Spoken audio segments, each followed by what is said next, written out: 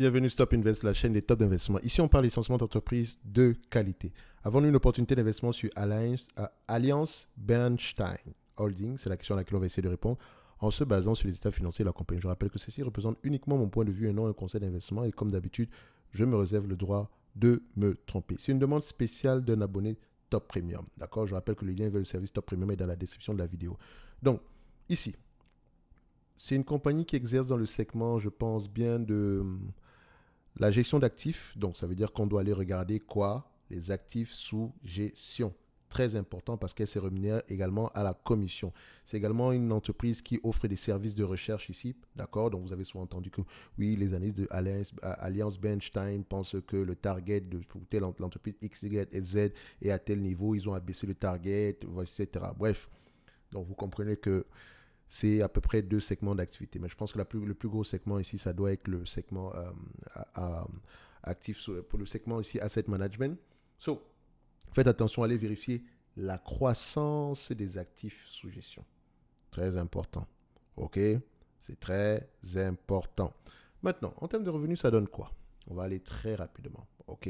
Revenus ici, je pense qu'on a un problème à ce niveau-ci. Au niveau de Coifin, ça ne me donne pas l'information par rapport aux revenus, mais je peux toujours aller regarder ici ce que pensent les analystes par rapport à ce revenu-là. On va regarder ça rapidement ici. Est-ce qu'on s'attend à un revenu assez élevé? 4 milliards 2022, 3 milliards 500 2023, 3 milliards 700 2024, 4 milliards 2025. Pourquoi est-ce que le revenu baisse? Première question. OK? Donc, les analystes attendent à un revenu qui est en berne ici. Qu'est-ce qui s'est passé? Donc, je vais prendre ici les bénéfices nets, histoire de voir si ça suit la même tendance que l'estimation concernant le revenu. Donc, je ferme ça, ça et ça. On n'en a pas besoin. Je mets quoi? Je prends ici le net income. D'accord? Et on constate ici que les net income, en volume, on le voit ici que entre 2019 et 2022, les net income ont augmenté. D'accord? Est-ce que ça a un impact par rapport à l'évolution des marchés également? C'est important. D'accord? Pourquoi est-ce qu'il y a eu cette augmentation? Parce que depuis cette période-là, jusqu'au dernier rapport financier ici en mars 2023, on a une baisse des bénéfices nets. Baisse des bénéfices nets, ok, mais est-ce qu'on reste sur la même tendance? Donc déjà, je vais comparer ici les free cash flow. Est-ce qu'on a l'information par rapport au free cash flow? Est-ce qu'on va dans le même sens? Oui, on a tendance à aller dans le même sens ici. Donc, maintenant, je les prends ici en termes de médiane. Vous constatez que ce n'est pas la première fois qu'on a des revenus aussi élevés. D'accord? On a eu à peu près, en 99, on a eu 400 millions. En 2007, on a eu à peu près également aux alentours de 400 millions par là, 395, 398. D'accord? En 2022 également, ok? Et qu'est-ce que ça annonce généralement cette période? Enfin, c'est drôle, hein? Je ne sais pas si c'est le cas, mais après le pic, grosse baisse. Après le pic, grosse baisse. Donc peut-être on est au même niveau ici. I don't know. Je constate juste. OK? Donc ce serait important d'aller regarder qu'est-ce qui s'est passé à cette période-là. OK? Donc, maintenant, en termes de médiane, ici, vous constatez que sur les 20 dernières années, c'est un business qui a rapporté à peu près 200 millions. OK? Si on le prend maintenant sur les 10 dernières années, c'est un business qui a rapporté à peu près 220 millions. OK? Les 5 dernières années sont impactées positivement par la période de 2019 à 2022 ici. Donc, sur les 10 dernières années, c'est 220 millions. Sur les 20 dernières années, à peu près 200 millions. Donc, il y a de fortes chances qu'on ne se trompe pas à 200 millions. OK? 200 millions par là. Maintenant, on va également prendre en considération ce que pensent les analystes. Je vais également regarder ici le niveau de dette nette. OK? Dette nette ici, on est aux alentours. On n'a presque pas de dette. OK?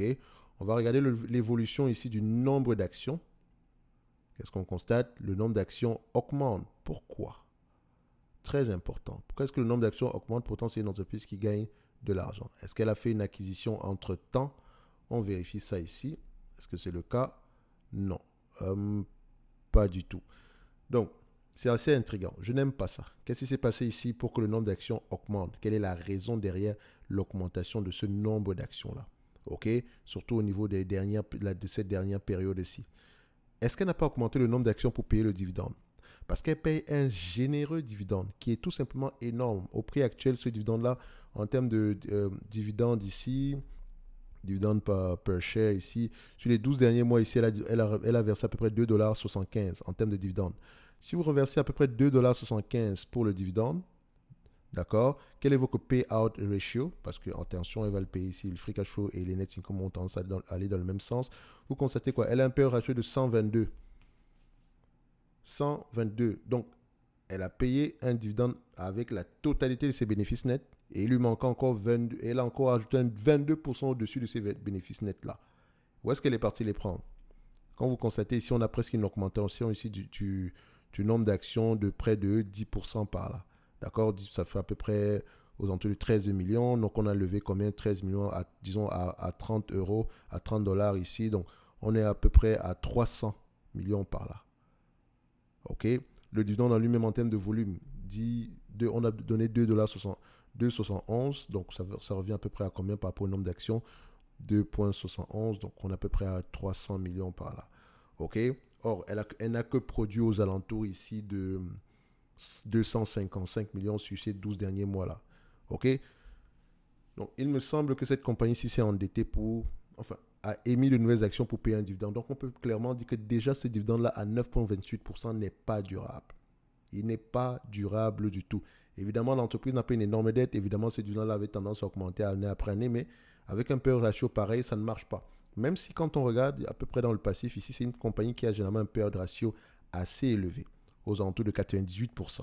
Aux alentours de 98%. Et ce n'est pas la première fois qu'elle paye à peu près plus que ce qu'elle ne gagne réellement. Et vous allez constater quoi à chaque fois, il y a une augmentation ici du nombre d'actions, etc. Bon, pas à chaque fois, mais constatez quand même qu'il y a un certain impact. OK? So, vu que c'est une compagnie à peu près qui est dans le capital market ici, ça ne sert à rien d'aller regarder le tangible book value. Techniquement, il me semble qu'il n'est pas adapté à cette compagnie-ci, mais on peut quand même aller le vérifier ici en termes d'information. Qu'est-ce que ça représente ici?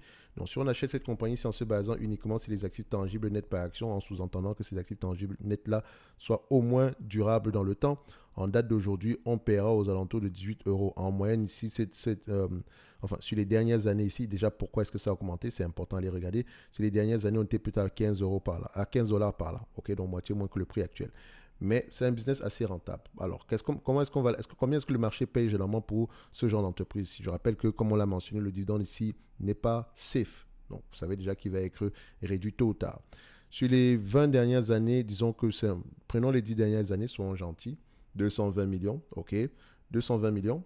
Le marché paye généralement combien de fois les bénéfices pour cette compagnie-ci? Compagnie financière, même si c'est capital market, gestion d'actifs, voilà, je pense qu'on aura tendance à s'échanger ici à des PER en dessous de 15 fois les bénéfices. Mais c'est drôle parce qu'il faut également voir que si vous achetez ce business à 15 fois les bénéfices, il faut également payer T. Rowe Price à ce niveau-là, BlackRock à ce niveau-là. Donc, pourquoi est-ce que le marché paye moins pour elle? C'est la question que je me pose. Elle n'a presque pas de dette, elle n'en a pas. Elle paye un gros payout, elle paye un dividende, tout ce qu'elle gagne ici, elle le repaye ici en termes de dividendes. Mais qu'est-ce qui se passe? Pourquoi est-ce que le marché ne paye pas bien pour cette compagnie-ci? Est-ce que cette compagnie-ci ne devrait pas racheter ses actions plutôt? Bref, quand on regarde ici en termes de médiane, sur les 20 dernières années, on a 14 fois les bénéfices. Admettons qu'on va se négocier à 14 fois les bénéfices ici. Rappelez-vous, on avait pris ici à peu près, c'est un business à peu près qui rapportait sur les 10 dernières années aux alentours de 220 millions. OK? 220 millions fois 14 fois les bénéfices. D'accord? On pourrait même dire 15 fois les bénéfices, mais bon, je prends 14 fois les bénéfices. 3 milliards 80. OK? Il n'y a pas de net ici, divisé par le nombre d'actions actuelles. Ici, le nombre d'actions, ça représente à peu près combien? On a à peu près 113 millions d'actions, donc divisé par 1, disons 114 ici, 113,55, ça représente ici à peu près 27 euros. Donc je dirais que l'entreprise est correctement évaluée en date d'aujourd'hui. OK? En normalisant les résultats. C'est-à-dire que si elle vous distribue la totalité des bénéfices nets en date d'aujourd'hui par rapport au prix actuel, vous aurez un rendement sur coût de 6%. OK? Donc, c'est-à-dire qu'elle ne peut pas payer un dividende supérieur à 6% par rapport à cette moyenne de bénéfices nets-là, sauf si elle pense avoir des bénéfices nets plus élevés dans le futur. Et est-ce que c'est le cas? Qu'est-ce que disent les analystes par rapport à cette situation-là? On va aller regarder les net income ici par rapport aux prévisions futures, net income ajusté. Dans le futur ici, les analystes s'attendent à avoir quelque chose de plus élevé que ça. Ils ne sont pas également nombreux sur le dossier. Vous voyez qu'ils sont à peu près aux alentours de 350 millions par là. Donc, en termes de net income en moyenne. Donc, tant mieux si ça arrive. Si ça arrive, tant mieux, elle peut maintenir ce dividende-là. De toutes les façons, elle revêt généralement 98% de ce qu'elle gagne. OK? Tant mieux si cette situation-là se produit. OK? Donc, prenez ça en considération. Au moins, vous savez que vous n'êtes pas en queue de surpayer présentement. Si on réduit le dividende ici, vous savez que c'est un business qui apporte à peu près 220 millions par an ici. Donc, Si on réduit ce dividende-là, il y aura peut-être un impact négatif ici. Mais même pas si on réduit, on a déjà commencé à le réduire. Donc, si on le réduit ici, vu qu'on a commencé à le réduire ici, il y a de grandes chances que voilà, le prix continue à baisser. Est-ce que c'est même le cas? On va aller le voir tantôt. Et par rapport au dividende ici, dividende, donc où est-ce qu'il est le dividende ici? Voilà. Donc, dividende par action ici, on s'attend à peu près à avoir 2,95, 2,77, 3 euros, donc 3 dollars dans le futur. Dans tous les cas de figure, il compte rester aux les 3 dollars. OK. So, comme je l'ai dit tantôt, c'est vraiment un business, c'est uniquement une entreprise pour ceux qui recherchent un rendement ici.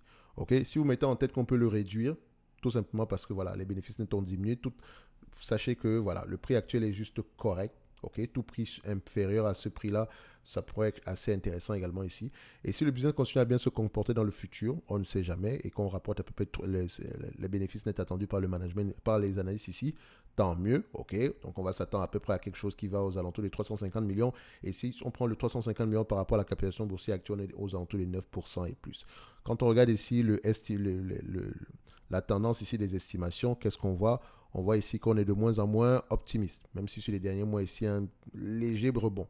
Ok, faites attention toujours à prendre avec des pincettes. Mais n'investissez jamais sur ce genre de compagnie sans lire vos rapports financiers. Il faut aller comprendre ce qu'elle fait réellement ici. D'accord? Et c'est uniquement par rapport à ça que vous allez commencer à acheter ce genre d'entité. OK?